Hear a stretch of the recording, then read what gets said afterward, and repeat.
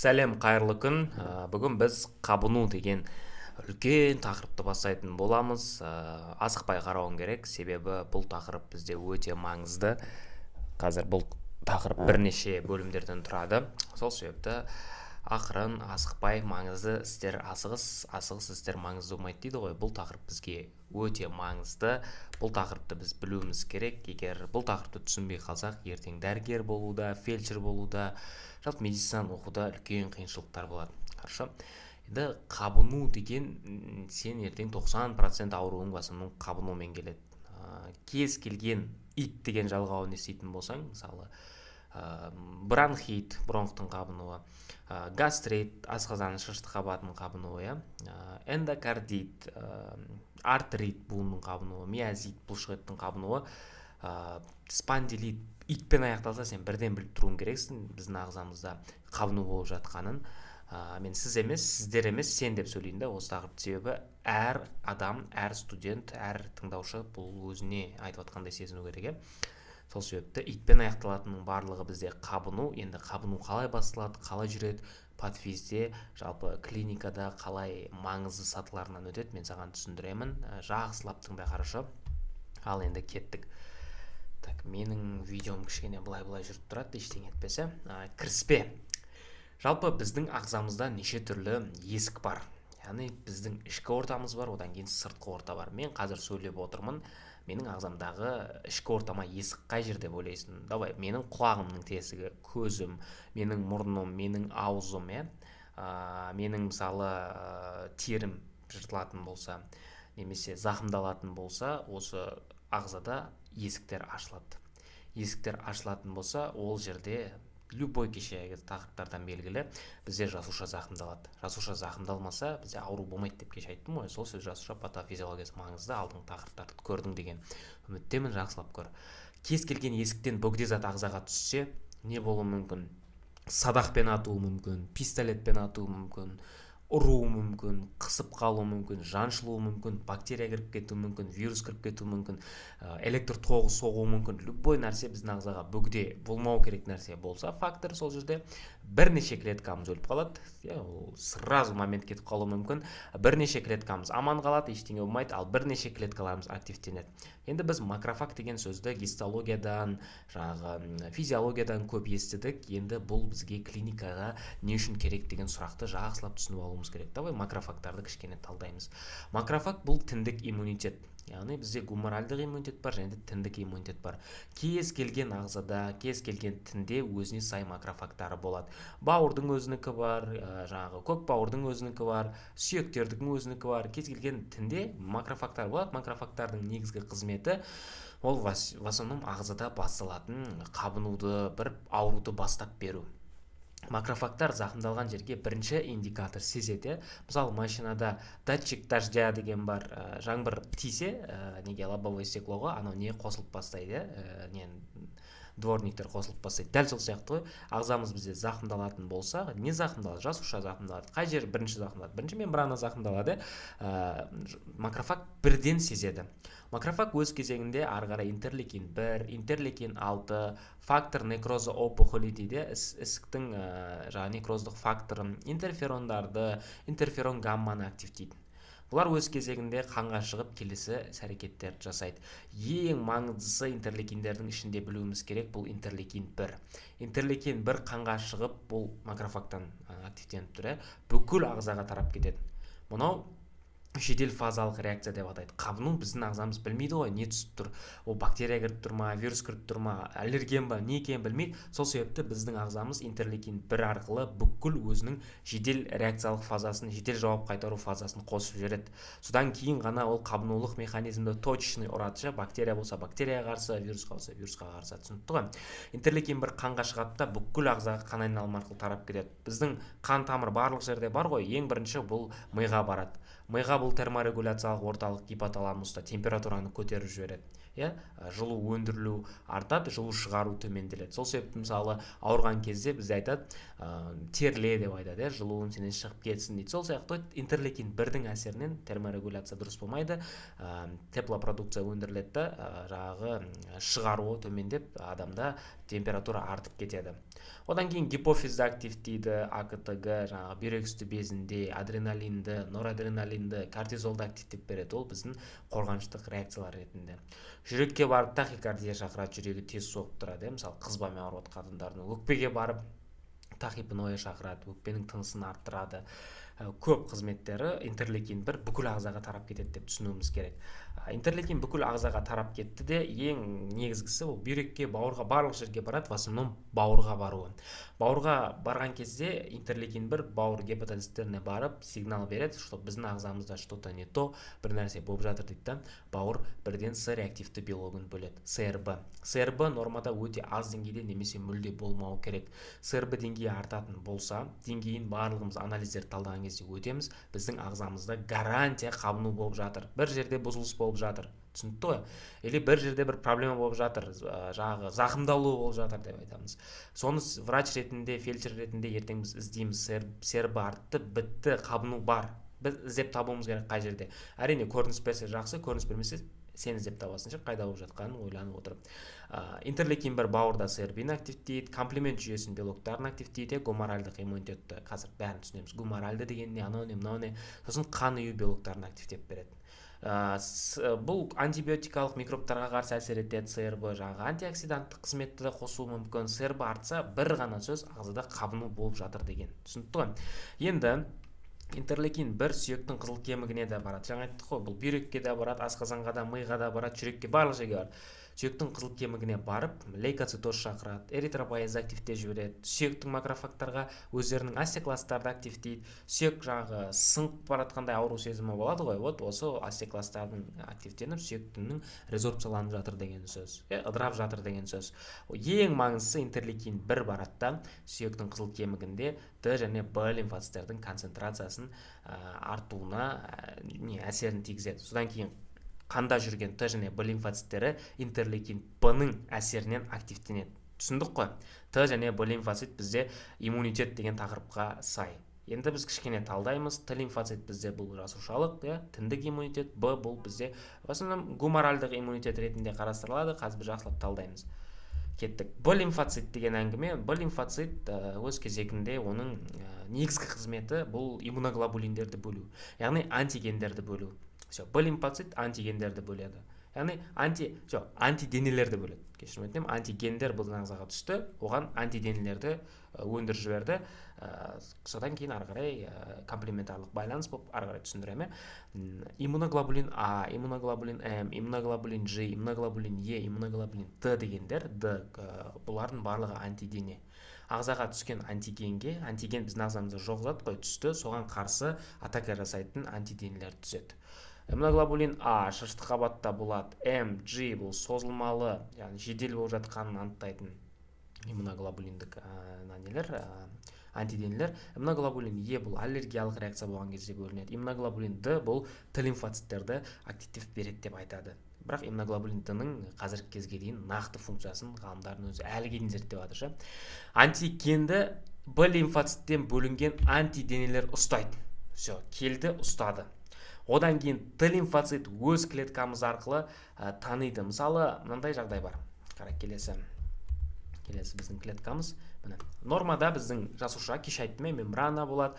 Жасушамыздың сыртында гиста сәйкестік кешен болады, яғни рецепторлар болады. Гиста сәйкестік кешен, мысалы, сен мені өмірде көріп қалсаң, сен мені танисың, мынау Қуанышбек. Қуанышты медицина авторы дейсің, менімен амандасуың мүмкін.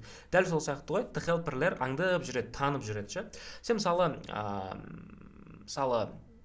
сенің жауы, мысалы, жау келе жатыр, немесе бір агрессор келе жатыр, бір адам келе жатса, сен оған бірден тоқтатуға бірден тырысасың, или бір баланы ұрып жатса деген сияқты. Точнее, сен дұрыс емес деп таныған адамды или итті, мысалы, атака жасайын деп тұрған бірдеңені көрсең, сен бір реакция бересің, дәл сол сияқты. Міне, Т лимфоциттің ішінде бізде Т-хелперлер в основном өз клеткамызды гиста сәйкестік кешен арқылы таниды. Бір ғана сөз, все. Мынандай қара. Ажок болады, адам күйеді, терісі күйгеннен кейін орнына басқа адамның терісін қойсақ, мысалы аутотрансплантация дейді, қайтыс болып бара жатқан адамның терісін қойып жіберуіміз мүмкін, ол нормально болып бітіп кетеді. Осылай болып ертең адам жаңағы күйіктен толық жазылғаннан кейін иммунитет қайтадан көтеріледі ғой, сол кезде жаңағы Т лимфоцит мынаның барлығын итеріп жібереді. Немесе бүйректі қойдық, почканы қойдық, трансплантация жасап, Т лимфоциттерді басып қоятын дәрілерді береміз, иммунодепрессанттар. Неге? Себебі Т лимфоциттер өзіміздің гистосайкестік кешен бұл 99 100% ол сразу радарға түсіріп алады. Соған сай келмесе бірден ол ана жерді бар жойып тастайды. Түсіндің ғой? Отталып кетеді, отторжение, өзін ысырып тастайды. Дәл сол сияқты, егер гистосайкестік кешенге антиген, антидене отырады барып. Түсіндің ғой? Мысалы бір бактерия келді, ол бактерияға мына жақтан иммуноглобулин антиденесінен лимфоцит бөлді, ол барады да қайда барады? Ол жасушаның үстіне барып, гистосайкестік кешендік рецепторға барып отырып алады.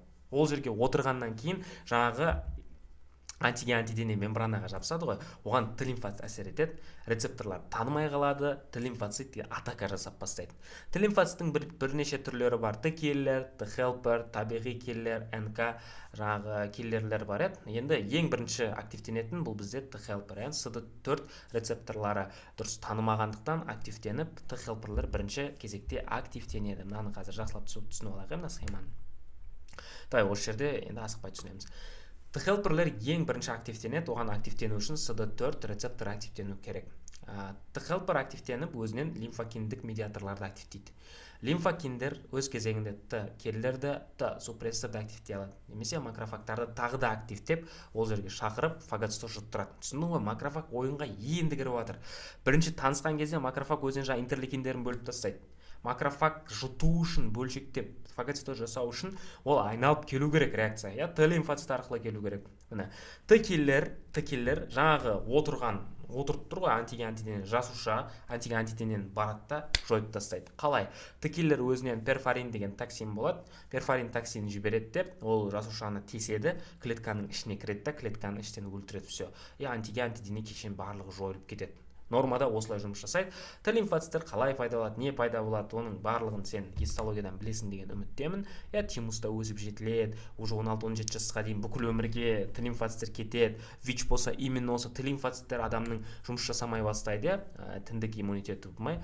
Сосын жақсылап түсінуіміз керек. Мына иммунитет осылай жұмыс жасайды. Ал ВИЧ-пен ауыратын адамдар, жаңағы вирус иммунодефицит человека, АИТВ, ол кезде мына механизм істемейді, и адам мысалы стафилококктан қайтыс болып кетуі мүмкін. Қарапайым мысалы бронхит ары қарай пневмонияға жалғасып, пневмониядан қайтыс болып кетуі мүмкін. Түсіндің ғой? Мына механизм қалай жүретінін. Вот. Енді қара. Комплементарлық жүйе. Антиген, антиденелік кешен жаңағы ағзада түзіліп бастаған кезде ағза қауіптеніп жатыр ғой, бағана интерлейкин 1 комплемент жүйесін активтеп жатыр. Түсіндің ғой? Комплемент жүйесі С деген әріппен белгілі. Complements, английский ғой, комплемент. С1-ден С9-ға дейін бар. CD4, CD3, жаңағы С4 дегендердің қазір сен бәрін жақсылап түсінесің. С1 бауырдан активтенеді, өз кезегінде ол 1-ден С2 мен С4-ді активтейді. Жаңағы тінде болып жатқан, қан айналымда болып жатқан процестер. С2 активтенсе, ол ары қарай сразу туылады да С2А, С2Б болып кетеді. С4 активтеніп, С4А, С4Б болады. С2Б, С4Б активтеніп, бірге С3 активтейді. С3 сразу С3А, С3Б болады. С3А мен С5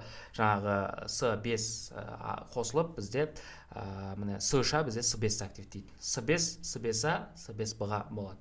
С5Б мен С9, С5Б ары қарай уже С9-ға дейін өзі активтей береді. Мына схема кішігірім бір-бірін активтейді деп түсініңіз. Енді не үшін керек, бізге не үшін бір-бірін активтеніп жатыр, келесі слайдтан жақсылап түсінеміз. Антиген, антидене қосылып комплемент жүйесін активтейді. Түсіндік қой? Сразу комплемент жүйесі активтейді. С1, С2, С4, С5, С6, С9-ға дейін белоктар активтенеді, бауырда өндіріледі. С3Б, мына жақтан шыққан С3Б, мына слайдтан шыққан С3Б апсининді бөлу арқылы макрофагтарды микробқа, бактерияға жабыстырады да, келген нәрсемен таныстырып фагоцитоз жасатады. Түсіндің ғой? Фагоцитоз осы жерден жасайды С3Б-ның көмегімен. С5 пен С9 жасушаны тесіп береді. жаңағы кезде жасушаны тесіп береді, ішіне жасушаны су толтырады да лизистеніп цитолизіп жасушаны өлтіреді. Яғни бұл комплимент жүйесінің уже реакциясы кетіп жатыр. США мен С5А екеуі қосылады да керек болса иммунитетті активтейді, керек емес болған кезде иммунитетті тежейді. Былай ұстап отыру керек қой бізде. Все, мысалы бактерияны жойып тастадық, иммунитетті активте, одан кейін иммунитетті ақырын жаңағы қабынулық деңгейден түсіруіміз керек қой.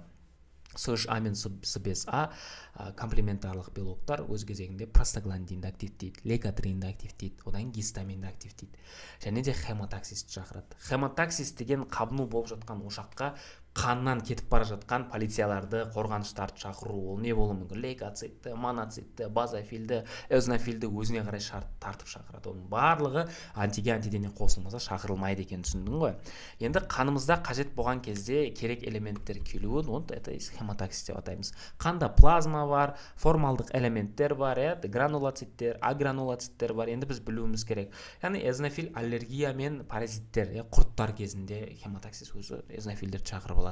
Нейтрофилдер в основном бактерия кезінде, стафилококк, стрептококк, пневмококк, в основном сондай кезде. Моноцит бізде вирустарға атака жасауға көмектеседі. Жаңағы кор бар, туберкулез кезінде көбеюі мүмкінші, тансық емес дүниелер кезінде.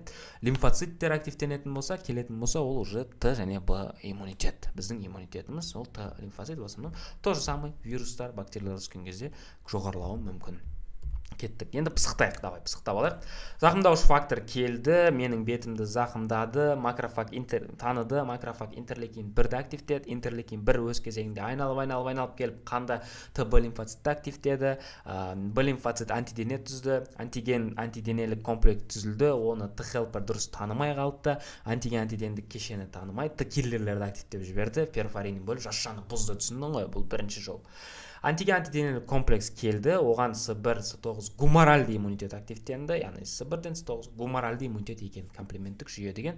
Жаңа айттым мен, не болатын? Ең негізгісі міне США мен С5А, қайдан шыққанын бағана айттым, хемотоксис шақырды, ол өз кезегінде ең қажетті формалдық элементтерді қабыну аймағына алып келді. Лейкоцит, жаңағы эозинофилдердің барлығын керек болса, соны өздерін шақырып алып келеді. Пысықтағанымызды түсіндің ғой да. Осылай жедел фаза болып ағза күреседі. Түсіндің ғой, неге бірден именно қабыну қосылмайды, қабынудың жедел фаза бар. Себебі жаңа ағза білмейді не келіп тұрғанын, сол себепті бүкіл несін қосады, бүкіл арсеналын қосады. Мысалы, елге қауіп төнсе, біз отырмаймыз ғой да, ОМОНдары кетсін, или жаңағы солдаттар кетсін, бәрін жібересің ол кезде. Не бар, барлығын жібересің сен, себебі білмейсің қандай қауіп төніп тұрғанын. Дәл сондай ғой ағзамызда. Содан кейін ақырын тынышталып, мынау екен ғой деп дегендей жаңағы ары қарай процестер кетеді. Енді қабыну бағана айттым, ит жалғау зақымдалады. Зақымдалады, ұрасың, сындырасың, сол жерге иммундық жауап болса, это есть қабыну. Бір сөзбен айтқанда, яғни зақымдалған жерден ағза қорғанады. Бактерия келуі мүмкін. Қабынудың 3 сатысы бар. Альтерация, именно зақымдалуы. Эксудация, ол жерге ірің шығып кетуі. Іріңдеп тұрады ғой, сен сразу білу керексің, мына жерде қабыну. Патанда іріңнің түрлері өте көп, геморральды, шіріген, фибринозды, серозды түрлерін патаннан өтесін. Пролиферация ол қайтадан қалпына келу. Түсіндің ғой? Альтернативті қабыну бар, ол мысалы қолыңды байлап қоясың, ол жер некрозданып, гангреналанып бөлініп кетеді. Ол жерде жаңағы пролиферация сатылары болмауы мүмкінші, уже все. Альтернативті қабыну деген бар, альтерациялық қабыну все, некрозданып бөлді. Эксудациялық қабыну бұл в основном жедел қабыну. Жедел қабыну болса, ол жер іріңдесіп не істейді. Ал пролиферативті бір жер тұрып алса, ұзақ уақыт бітпейші, это есть бізде созылмалы қабыну. Қабыну жедел және де созылмалы деген түрлері бар екен. Флогоген қабынуды шақыратын фактор. Аллерген шақыратын фактор. Пироген бұл лихорадка, температураны шақыратын фактор деген сияқты. Флогоген түрлері өте көп, экзогенді, эндогенді, биологиялық жиі қабындырады. Бактерия, вирус, саңырауқұлақ, бірдеңеден жұғу деген сияқтылар жиі қабыну шақырады. Экзогендінің ішінде жаңағы механикалық, химиялық, алдында айттық қой, оның бәрін қайталап отырмай қояйық, барлығы шақыра алады қабынуды. Эндогенді мысалы тін бұзылады, токсиндер, жаңағы радикалдар, қан кету, гормоналдық жүйе дұрыс болмай қалса, вот эндогенді фактор жаңағы этиология шақырады, түсіндің ғой? Экзогенді, эндогенді болып бөлінетін шақыратындары. Альтерация бұл біріншілік, екіншілік болып бөлінеді. Бірінші флагоген шақырады, бітті. Бірінші шақырды и көрініс беріп бастады. Это есть альтерация. Аяғыңа шеге тығып алдың, шегенің айналасы ертеңгісі іріңдеп ісініп кетеді ғой. Вот это есть екіншілік альтерация. Тыққан кезің бұл флагоген шақырып бұзды, біріншілік, ал ертесі күні оның айналасы жаңағы көлемі мысалы іріңдеуі мүмкін, сол аймақ ұлғаюы мүмкін, себебі ол жерде зат алмасулық қабынулып жүріп жатыр. Нормада бізде ауру деген не, подкастта айттым ғой, ол ағзаның новый жағдайы. Сау адам мына жағдайда отырмын, менге ауырып жатқан жоқпын. Ауру дегенде дәл сол новый жағдайы ғой. Ол жерде уже қабынулық зат алмасу кетеді да. Жаңағы не бұл, медиаторлар жүріп жатыр, тамырлардың өткізгіштігі артып жатыр. Қазір бір қараймыз. Қабыну кезінде зат алмасу активтеніп кетеді. Бірінші, митохондрия бұзылатын болса, зат алмасу төмендейді. Неге? Себебі энергия алмасу тоқтайды, анаэробный глюкозға кетеді. Жасуша зақымдалатын болса, жаңағы жыртылып гиперкалияния, калийдің шығып кетуі, жаңағы тінге гипер жаңағы сутекияния, ацидоз болған кезде шығуы мүмкін. Гиперанкия, белоктар келіп құйылуы мүмкін қабыну аймағына. Гиперосмия, қабыну алаңына иондар шығып кететін болса, осындай терминдері болады. В основном қабыну кезде қанның өткізгіштігі артады. Қанның өткізгіштігі артады, оны әртүрлі медиаторлар алып келеді. Қан айналымы бұзылады, бірінші ишемия, тамыр жиырылады, одан кейін тамыр ұлғаяды, одан кейін стаз болады. Микроқан айналымы ол жерде тоқтайды. Все, айналып қан айналымы тоқтатады да, сол жерде АТК жасауға қызмет етеді. Патанын айтасың, қабыну басталған кезде ишемия болады, одан кейін артериальный гиперемия болады, одан кейін венозный гиперемия болады, ал не тоқтайды? Капиллярлық айналым тоқтайды, оны біз стаз деп атаймыз дейсің. Медиаторлардың көбісі қан тамыр өткізгіштігін арттырады. Неге? Себебі экссудация шақыру үшін. Тамыр өткізгіштігі артады, плазма барып төгіледі. Лейкоциттер барып атака жасайды, ол іріңге айналады, түсіндің ғой? Медиаторлардың түрлері өте көп, бірақ ол екіге бөлінеді. Жасушалық медиаторлар, одан кейін гуморальдық медиаторлар. Жасушалық в основном меш жасушаларынан гистамин, гепарин, хематоксис факторлары, эзонофилдік фактор, лейкотриндер өндіріледі. Арахидон в основном ертең екінші бөлімінде қабынудан мен толықтай айтам. Арахидон қышқылы қалай шықты? Мына жерде кішігірім. Арахидон қышқылы мембрана зақымдағанда активтенеді. Арахидонға жаңағы цок лок әсер ете алады. Макрофагтан шығатын интерлейкиндер, тромбоциттер, серотониндер, жасушалардың мезосомиалдық ферменттер шығады. Ол жаңа медиаторлар сол қабынулық аймаққа келеді. Түсіндің ғой? Ал гуморальдық медиаторлар болса, бұл қаннан келетін. Ол активті емес еді, қабыну кезінде активтенеді. Оған не? Комплемент жүйесі, бағана комплементтен хематоксис болды. Каликрин-кинин жүйесі, брадикининді активтеп ауру сезімін алып келеді. Одан қан ұю факторлары. Мысалы, қабыну кезінде бізде қан кетіп жатуы мүмкін ба? Мүмкін. Ол кезде бізде тромбообразование жасайды, қанды жаңағы тоқтату үшін. Наоборот, қан ұйып қалуы мүмкін ба? Мүмкін. Ол кезде бізде қанның ұйғанын сұйылуын активтеп отыратын бізде қан ұю негізгі факторлары болады. Интерлейкин бір түсінеге ағзадағы барлық қорғанысты қосады, сосын анықтап болып қана арнайы иммундық жауап қосылады. Қабынуға бірінші біздің ағзамызда тосқауылдар бар еді. Тосқауылдан өтіп кетсе, жаңағы интерлейкин бір макрофагтар әсер етіп бастайды. Тосқауылдардың түрлері өте көп: механикалық, биологиялық, жаңағы сілекей, біздің pH-ымыз асқазанның, өкпенің ішіндегі сұйықтықтар, сурфактан, химиялықта жаңағы H хлор, біздің ағзамызда ферменттердің әсері, тосқауылдар бар. Жаңағы заттарды ағзаға түсірмеу үшінші тосқауылдардан да өтіп кететін болса, бірінші жедел фаза реакция болады, одан кейін арнайы фаза қабынулар қосылады іске. Иммундық антиген, антиденелік тосқауылдарда болады. Бұл біздің ағзамыздың тосқауылдық жүйесіне кіреді. Енді біз мына аймаққа көбірек отырамыз. Арахидон қышқылы қайдан шықты, қалай шықты? Себебі фарман өткен кезде біз арахидоннан тежейміз да, мысалы фосфолипаза А2-ні тежеу арқылы арахидон шықпайды деген сияқты гормондық препараттар, қабынуға қарсы стероидтық емес препараттарды біз просто налево-направо тағайындай бермей, қабынудың осындай механизм түсінуіміз керек. Яғни бүгінгі тақырыпты пысықтасақ, біз қабынудың алдында болатын кезеңді бір айтып кеттік. Жасушалық және гуморальдық иммунитет қабынудан алдын қалай жұмыс жасайтынын айттық. Қабынудың 3 кезеңін шолып өттім кішкене. Келесі сабақта қабынудың құрғақ кезеңдеріне отыратын боламыз. Қай кезеңде не болады, қалай болады? Бүгінгі тақырып болса, тапсырмалардың барлығы төменде беріледі. Сұрақтардың барлығын жекеге қойсаң болады. Назарыңа көп-көп рахмет. Давай.